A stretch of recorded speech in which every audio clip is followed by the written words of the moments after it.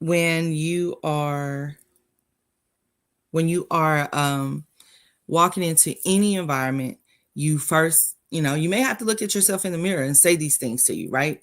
Hello, I am Keisha Johnson. I am fun, loving, and I am a connoisseur of light, love, and laughter.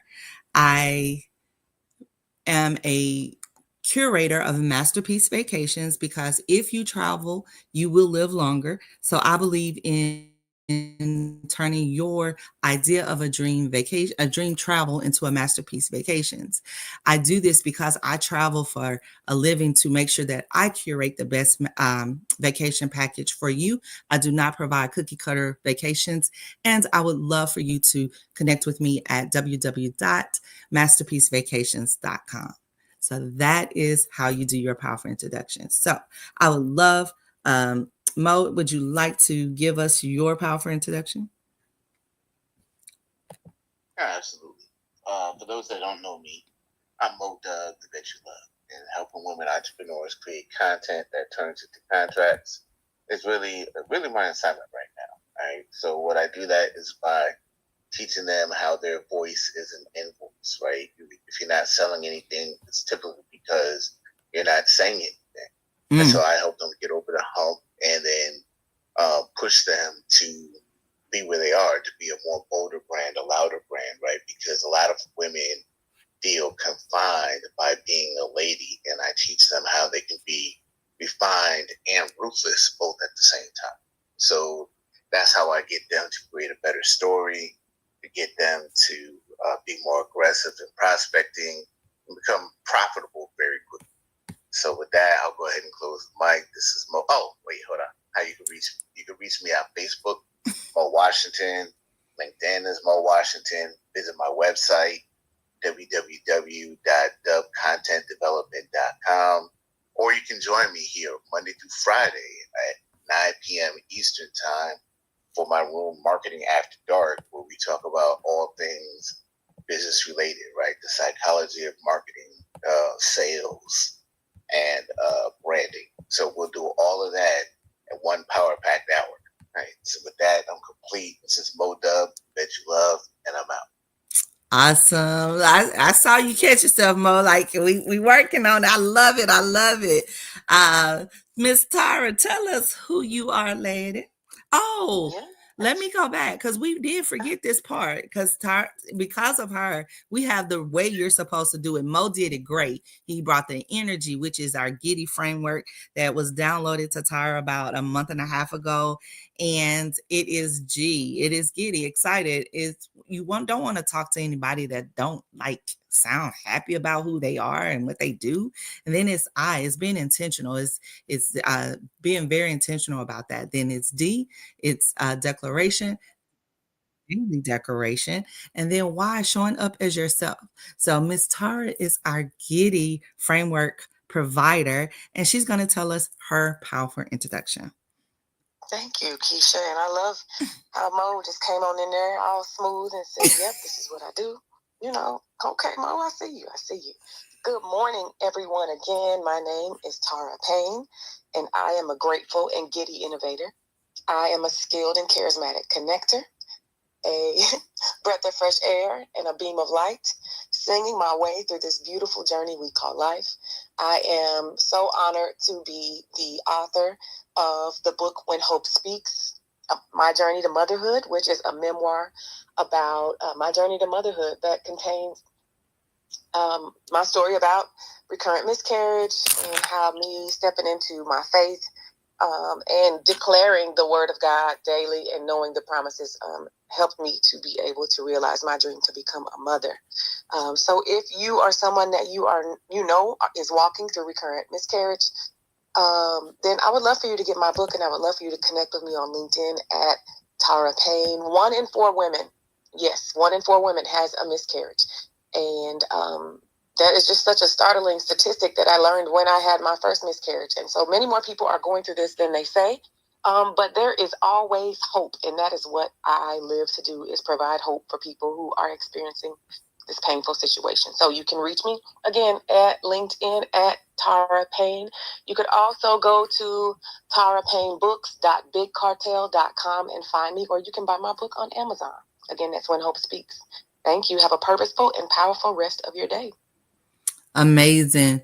Now, Tara, did you know when you were going through that and you found that statistic, did you find that it was even higher in African American communities, or did you just get the overall statistic of that? Yeah, that's a great question. So it is, I just got the overall statistic, and I believe that that's across the board, including all races. Okay. Yeah. So but that's a great point. Yeah. In our community is way higher. I worked OBGYN for 20 plus years. And unfortunately saw many, and then now that's one of my contracts is with a midwife, and that's what she prides herself on, and she never wants to leave out of the community that needs her services, because she believes in that, making sure that we don't become a part of that statistic. So I'm sorry you went through that, but I am grateful that you came out and you're helping others. Like, how can we not be great when we've taken our pain and turned it into purpose? So let's talk about that. That's going to be our leveraging leads lesson today. I didn't have anything, so that's where we're going to dive in. When you decided to be an entrepreneur, you decided that this was going to be your life, your purpose. You found your purpose and you wanted to start to walk in it. How did you turn that into a business?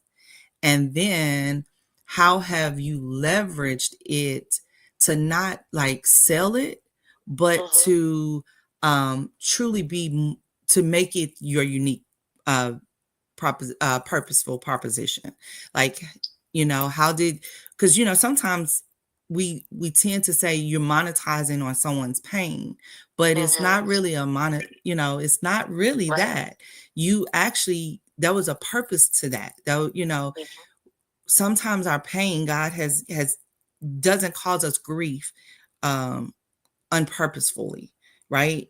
And so how did you not feel guilty about sharing that story and becoming that author and being purposeful in that? That's a great question. So for me, it was keeping top of mind the way that I felt, knowing that I am loved and surrounded by people who love and support me, but still felt like I was so alone, because I have a family of folks. I'm like, y'all, well, am I adopted? Because none of y'all, that I know of experienced this. But again, people don't talk about it.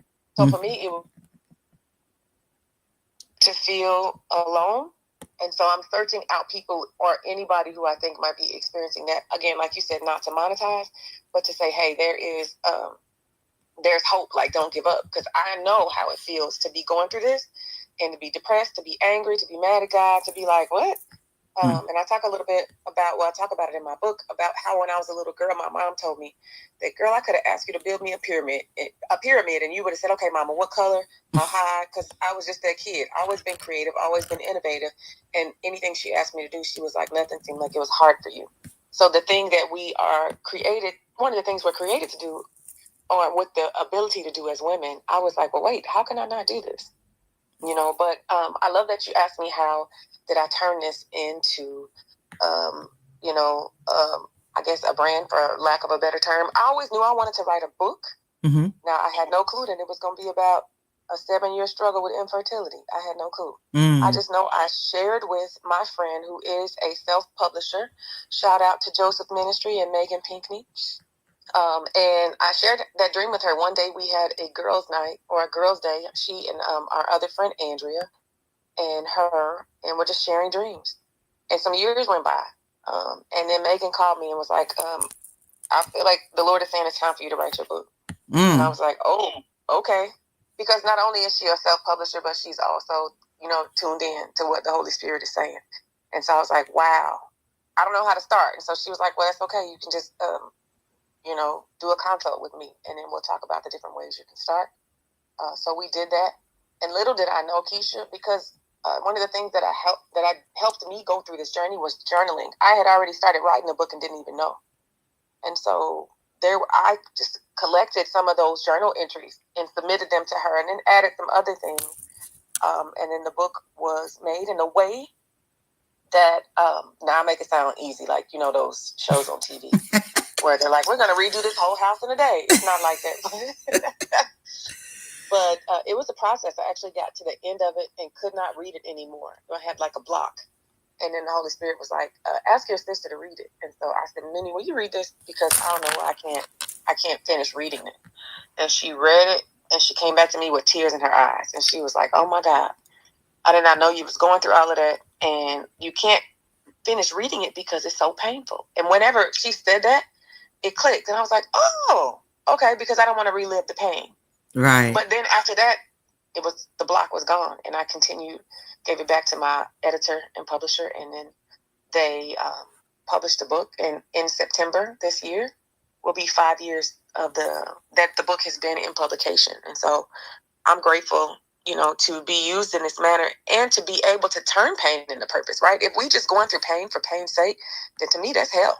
Yes. But I prayed during that situation, and I said, Lord, I'm not going to be going through this for nothing. So if I can let people know who are going through this, that they are not alone, then I will do it. Please allow me to turn this pain into purpose.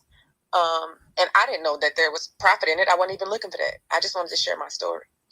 But I'm grateful that when you take care of God's business, he'll take care of your business. Amen. All right. The last thing I wanted to say, though, is that the way that I did it was community. It's important. In everything that we do, community is important. And people who are going to push you out of your comfort zone whenever you like, no, I'm good. Yeah.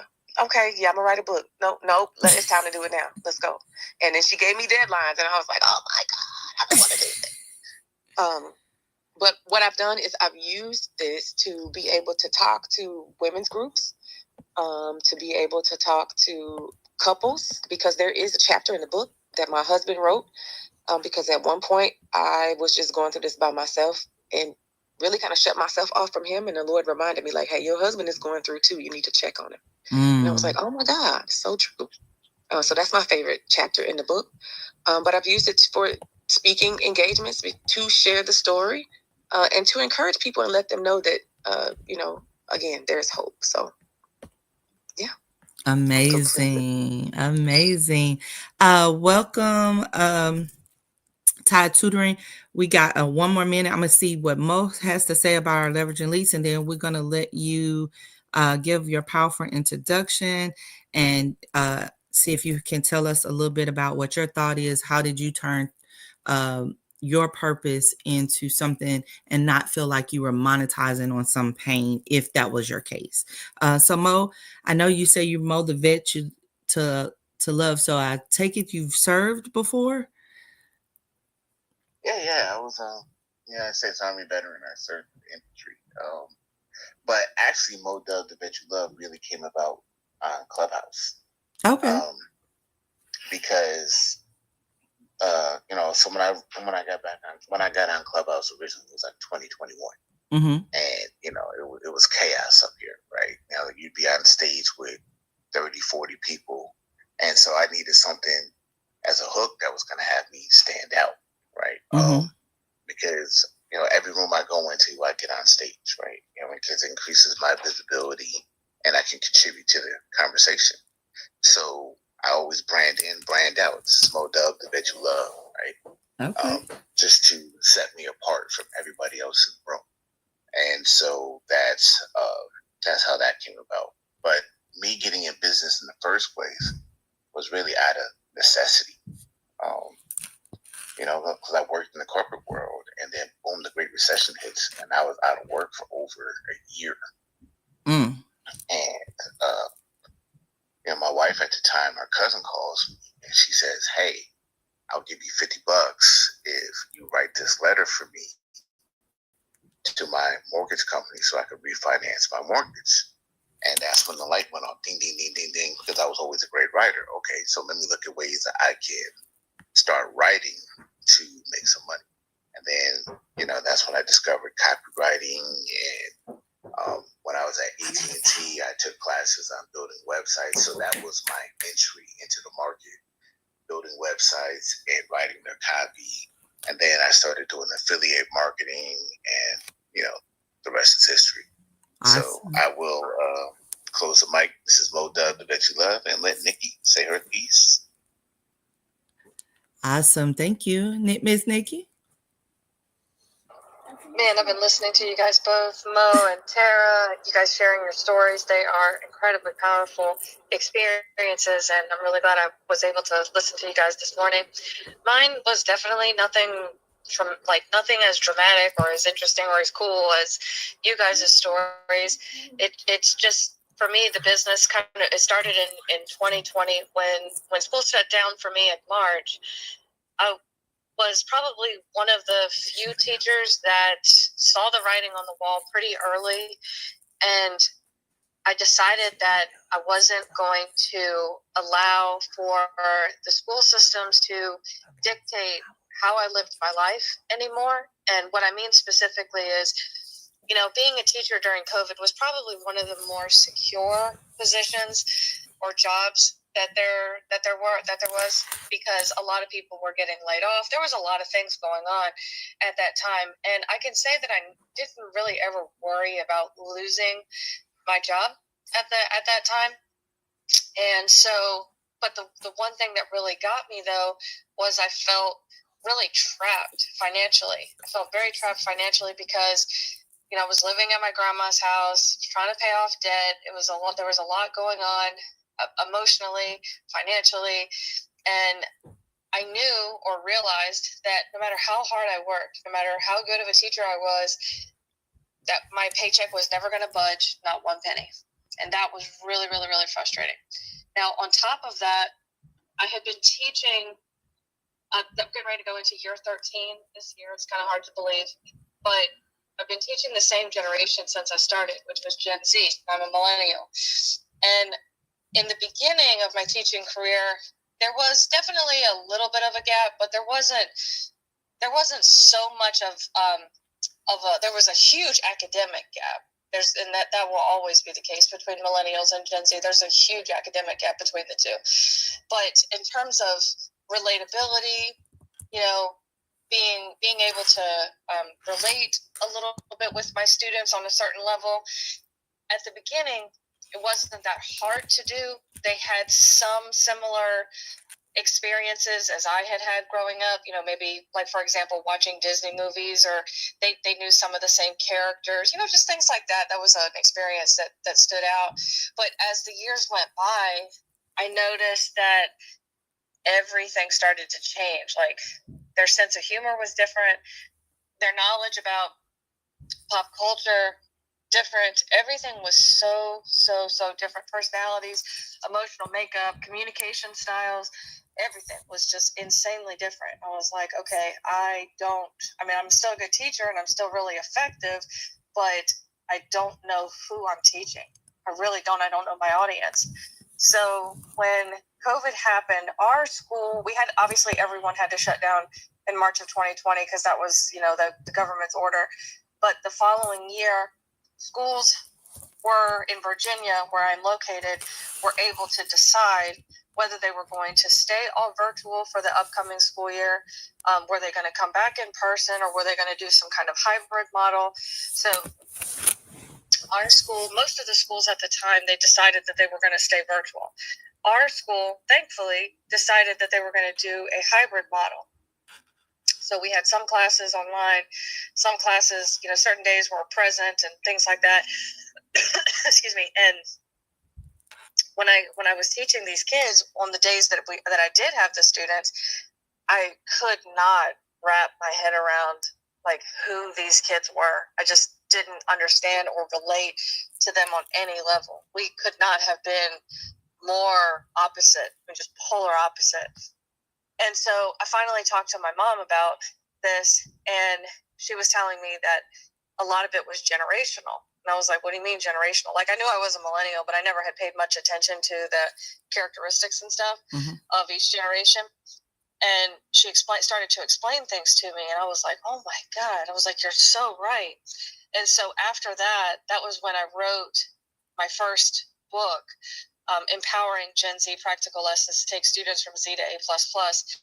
And I wrote about a lot of my classroom experiences, and I wrote about all the generational insight and knowledge that I had that I learned from my mom, and the insights that I had learned from studying Gen Z and just all these different things.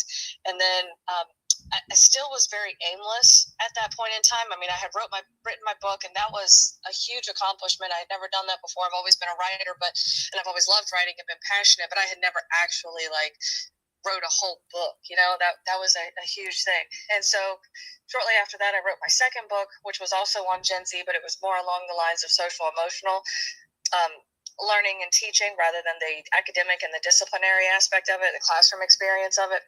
This was more of a soul level. Mm-hmm. A very human level. And after that, I decided that I was going to start my business, my ghostwriting business, because I said, well, if I can write 2 books, then I can help other people write theirs. So I did. And then writing and teaching for me kind of go hand in hand. So I was able to create both of my businesses, my tutoring business, which addressed one issue in the education system, which was the lack of education that the public school system gives kids, and then the writing aspect, which was the book part that I love. So I just kind of fused both of them together. Amazing. Well, thank you guys for joining us. And I love the stories that you've shared. And we are at our time. So if you join us again, 7:30 Central, 8:30 every day, we are here. We stream it live, and we are here on Clubhouse. So don't forget to create a thriving rest of your day. Thanks for the panel. Can I say one more thing? I'm yes, sorry. ma'am. For those who did not fill out the form at the top, please remember to fill that out, because you will be able to get leads if they come through and as they come through. So I filled it out, but I would love for both of you all to fill it out too, if you could. So go ahead, Keisha. That's what I wanted to add. No worries. Thank you. See, that's why you have team. Like when you a team, you tag in, tag out. But that's what we're gonna do, team. We're gonna tag in. We've already done that. We talked about our gratitude. We talked about who we are. Now you go and create yourself a thriving rest of your day. Tagging out. We'll talk to you soon.